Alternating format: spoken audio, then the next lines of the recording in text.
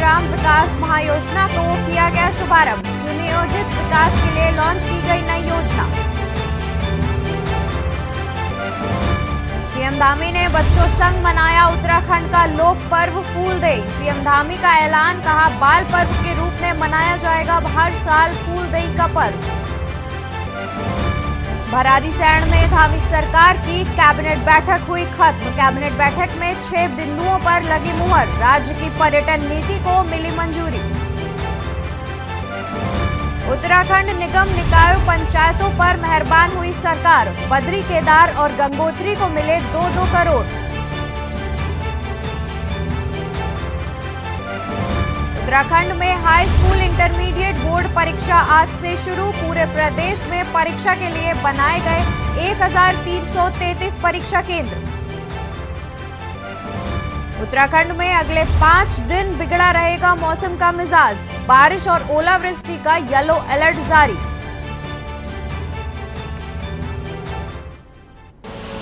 आप देख रहे हैं के न्यूज, खबरों का सारथी।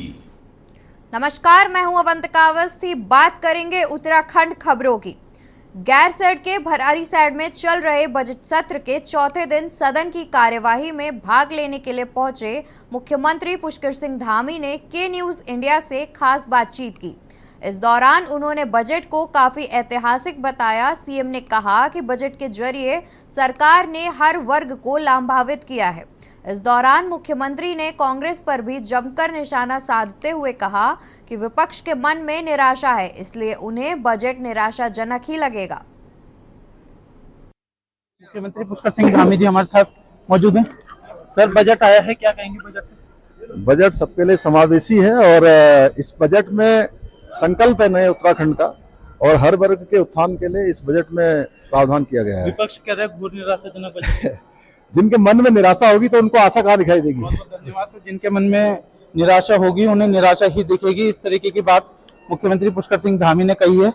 तो निश्चित ही बजट को लेकर के एक तरफ जहां बीजेपी इस बजट को काफी ऐतिहासिक बता रही है, तो दूसरी तरफ विपक्ष की ओर से इस बजट को घोर निराशाजनक बताया जा रहा है। वहीं मुख्यमंत्री पुष्कर सिंह धामी ने के न्यूज इंडिया से खास बातचीत में विपक्ष पर जमकर निशाना साधा है, साथ ही अपने इस बजट को काफी ऐतिहासिक बताया है।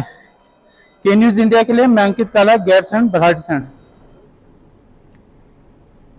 उत्तराखंड के लोक पर्व फूलदेई के अवसर पर भराड़ीसैंण स्थित मुख्यमंत्री आवास में क्षेत्र के बच्चों ने और महिलाओं ने पारंपरिक मंगल गीतों के साथ रंग बिरंगे प्राकृतिक पुष्पों की वर्षा की।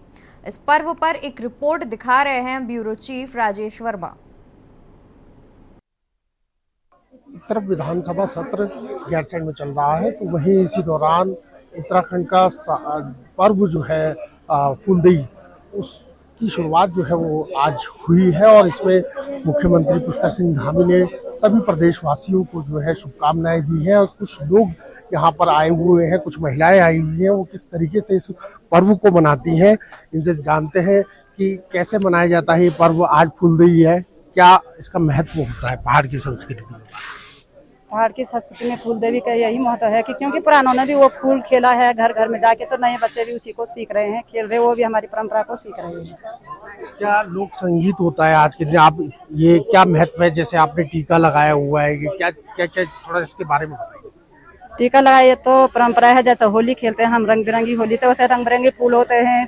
आड़ू के फूल हो गए और क्या होता है पीला फूल, क्या बुरांस का फूल, प्यूली का फूल हो गया, उसे भी हम प्यूली का फूल उसे भी बच्चे लाते हैं पिरो के, तो हर घर में फेंका जाता है। प्रकृति से जुड़ा हुआ संदेश है, किस तरीके से प्रकृति को बचाया जाए, तमाम चीजें आप क्या बताएं, कैसे बताएंगे?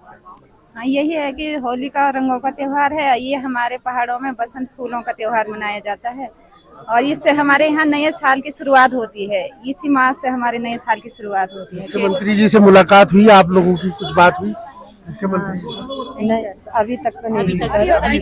मुख्यमंत्री से मिलने के लिए आप लोग आए?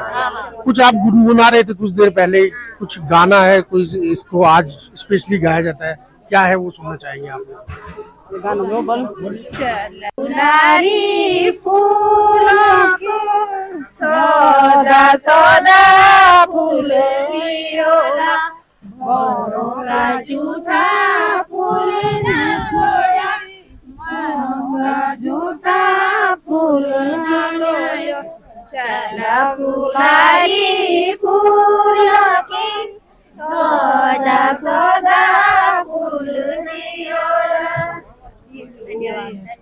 तो आप देख सकते हैं कि एक तरफ बजट सत्र चल रहा है। बजट हालांकि धामी सरकार का पेश हो चुका है, लेकिन कहीं ना कहीं जो राजनीति है, विपक्ष लगातार सदन में कई मुद्दों को लेकर के हमला बोले हैं। तो कहीं ना कहीं एक लोक संस्कृति जो उत्तराखंड की है वो कहीं ना कहीं आज विधानसभा में ये देखने को मिल रही है। वीडियो जर्नलिस्ट के साथ में राजेश वर्मा, के न्यूज इंडिया, गैरसैंण। उत्तराखंड के लोक पर्व फूलदेई के अवसर पर गुरुवार को गैरसैंण के भरारीसैंण स्थित मुख्यमंत्री आवास में क्षेत्र के बच्चों ने पारंपरिक मंगल गीतों के साथ रंग बिरंगे प्राकृतिक पुष्पों की वर्षा की। मुख्यमंत्री ने सभी को इस पावन पर्व की शुभकामना देते हुए कहा कि किसी भी राज्य की सांस्कृतिक और परंपराओं की पहचान में लोक पर्वों की अहम भूमिका होती है। हमें अपने लोक पर्वों व लोक परंपराओं को आगे बढ़ाने की दिशा में लगातार प्रयास करने होंगे। मुख्यमंत्री ने कहा कि बच्चों को अपनी लोक सांस्कृतिक और लोक परंपराओं से जोड़े रखने के लिए लोक पर्व फूलदेई को आने वाले समय में संस्थागत तरीके से बाल पर्व के रूप में वृहद स्तर पर प्रतिवर्ष मनाया जाएगा। मुख्यमंत्री ने कहा कि देवभूमि उत्तराखंड में मनाया जाने वाला लोक पर्व फूलदेई हमारी सांस्कृतिक को उजागर करता है, साथ ही यह पर्व पहाड़ की परंपराओं को भी कायम रखे हुए है।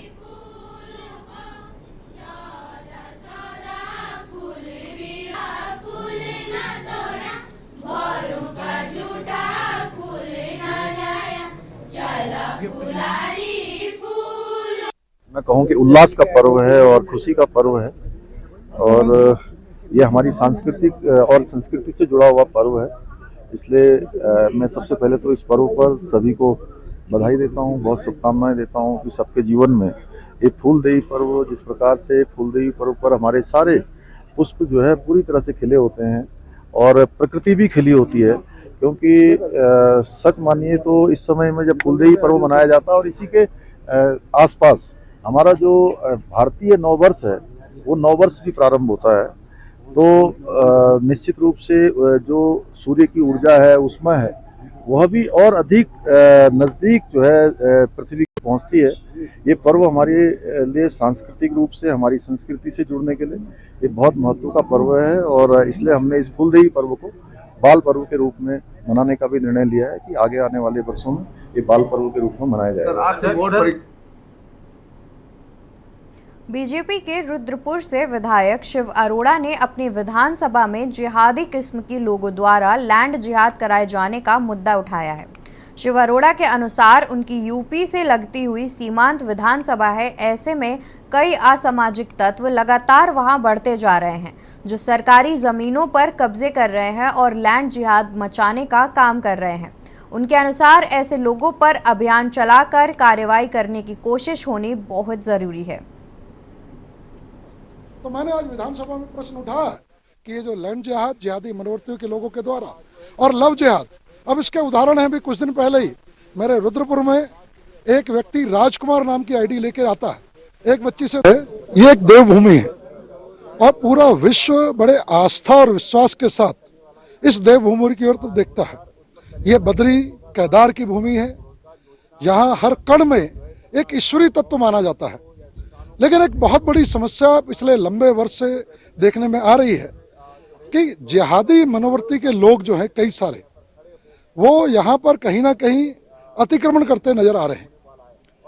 मेरा चूंकि विधानसभा सीमांत विधानसभा है, मुरादाबाद, रामपुर जैसे जो सांप्रदायिक रूप से संवेदनशील जिले हैं उनका एक बॉर्डर लगता है, और मैं अपनी विधानसभा में अनवरत देख रहा हूँ कि रामपुर, मुरादाबाद से ऐसे जिहादी तत्व मेरी विधानसभा में अनवरत आ रहे हैं, घुसपैठ कर रहे हैं। जमीनों पर कब्जा करना वो सरकारी भी हो सकती है, गैर सरकारी भी हो सकती है, और साथ ही साथ एक ये लैंड जिहाद जिसे कहते हैं और लव जिहाद, ये पूरे उत्तराखंड में नजर आ रहा है।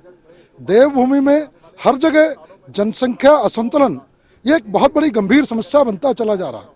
ये जनसंख्या असंतुलन केवल जनसंख्या असंतुलन नहीं होता, ये सांप्रदायिक तनाव भी पैदा करता है।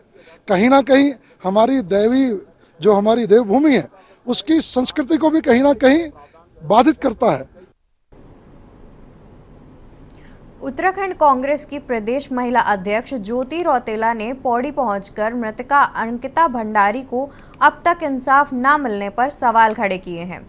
ज्योति रौतेला ने कहा कि सरकार इस प्रकरण पर बिल्कुल भी संवेदनशील नहीं है, इसलिए फास्ट ट्रैक कोर्ट के समक्ष सरकार इस प्रकरण को अब तक नहीं रख पाई। जबकि अंकिता के परिजनों को मुख्यमंत्री ने आश्वासन दिया था कि मामले की सुनवाई जल्द फास्ट ट्रैक कोर्ट में होगी, लेकिन ऐसा अब तक हुआ नहीं है।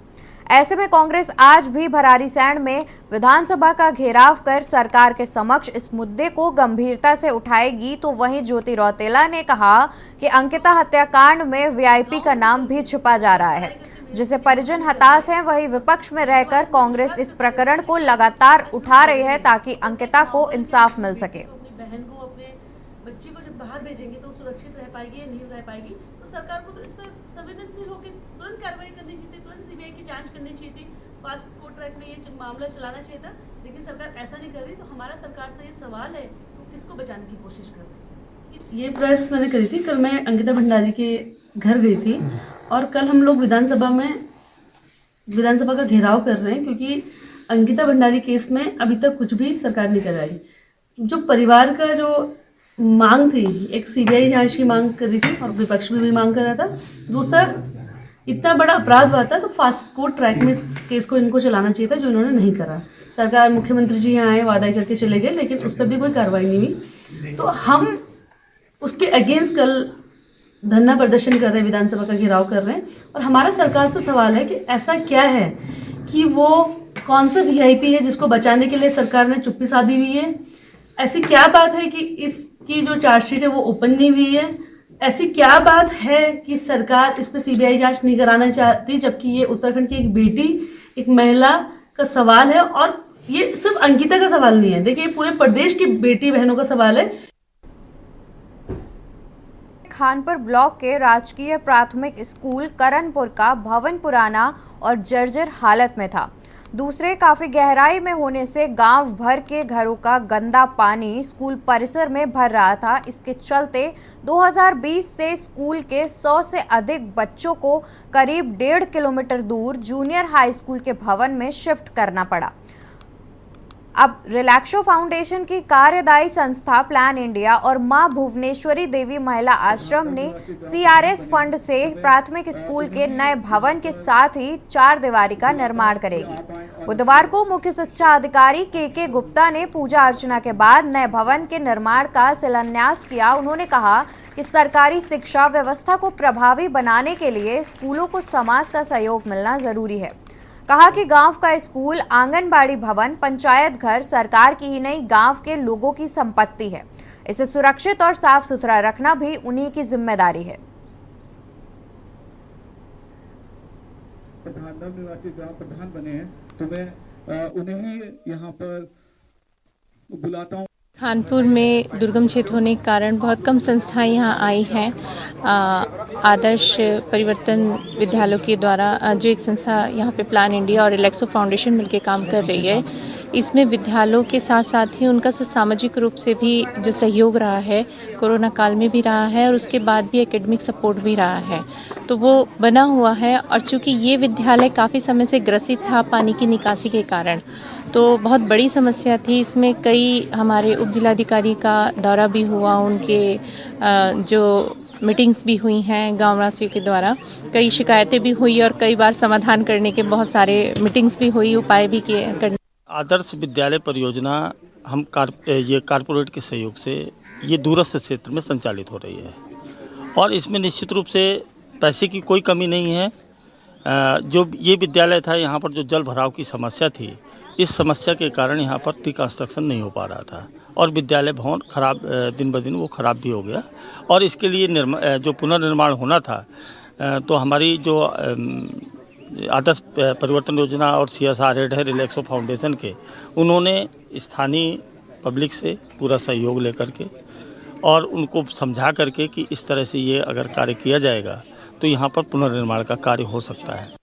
आज हम 77 विद्यालयों में कार्य कर रहे हैं, जिसमें से 61 विद्यालय तो खानपुर क्षेत्र के हैं और 16 विद्यालय लक्सर क्षेत्र के हैं। अगले वर्ष भी हम लोग लगभग 25 से 27 विद्यालयों को लेंगे जो कि लक्सर क्षेत्र के ही होंगे और इसमें जैसा कि आपने पहले भी आपने सुना कि हम इसमें पूरे विद्यालय की कायाकल्प करने का प्रयास है और सबसे बड़ा उद्देश्य यह है कि हर बच्चे को शिक्षा का समान अवसर उपलब्ध हो। कोई बच्चा ऐसा ना हो, भले वो ग्रामीण क्षेत्र का है या दूरस्थ क्षेत्र का है, तो कोई बच्चा ऐसा ना हो कि जिसको संसाधनों के अभाव में शिक्षा से दूर जाना पड़े। और यहाँ कानपुर की जब मैं बात करता हूँ आपसे, तो मैं जब यहाँ पर हमने 1 अगस्त 21 में जब हमने पहली विजिट की थी, तो उसी समय हमने अपने मन में ये ठाना था कि हमें इस विद्यालय के बच्चों को वापस इसी विद्यालय में पढ़ाई शुरू करानी है।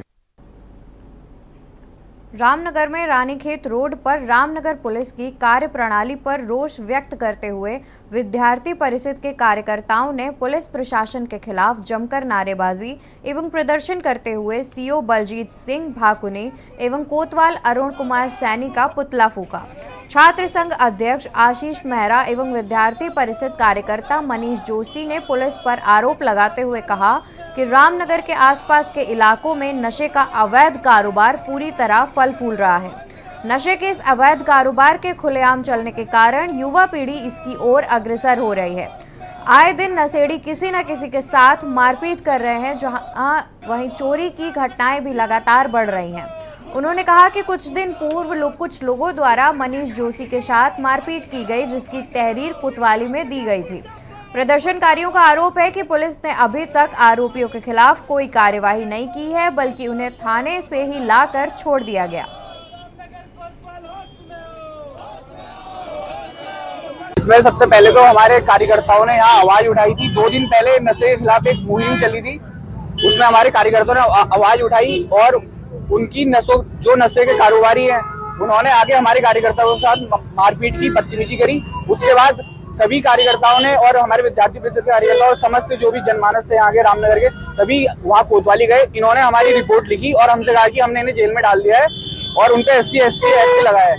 पर उसके अगले दिन ही इन्होंने पता नहीं इन्होंने पैसे खाए या जो करा, इन्होंने अगले दिन ही उन लोगों को रिहा कर दिया और बिना किसी कोर्ट में पेश करे, बिना किसी उसके कोतवाली से उनका चालान काटा और उनको बिना परमिशन के रिहा कर दिया।